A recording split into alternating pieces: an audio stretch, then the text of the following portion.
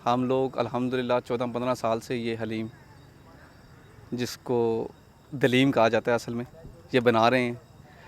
और 10 मुहर्रम की रात, जिसे लोग 9 मुहर्रम की रात कहते हैं, 10 मुहर्रम की रात को ये बनाई जाती है।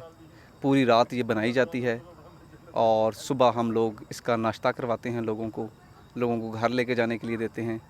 इसमें तमाम किस्म की दालें डलती हैं, गंदम डलती है, जौ डलती है, चावल डलते हैं। हम बड़े गोश्त की, बीफ की बनाते हैं। हम होते हैं कम व बेश 20 एक बंदे, और सारी रात हर 5-10 मिनट बाद बंदा चेंज करते हैं और वो घोटना लगाता रहता है।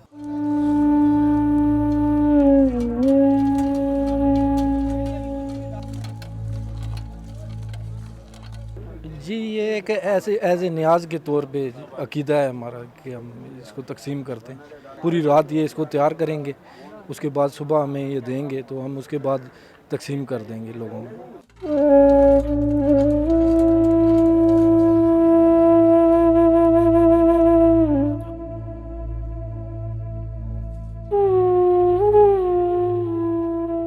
ये स्पेशल 9-10 मुहर्रम पे ही बनती है, मगर इसके क्योंकि ये इसकी पकाई का टाइम 14 से 16 घंटे तैयारी है इसकी, उस देर में इतनी देर में तैयार होता है।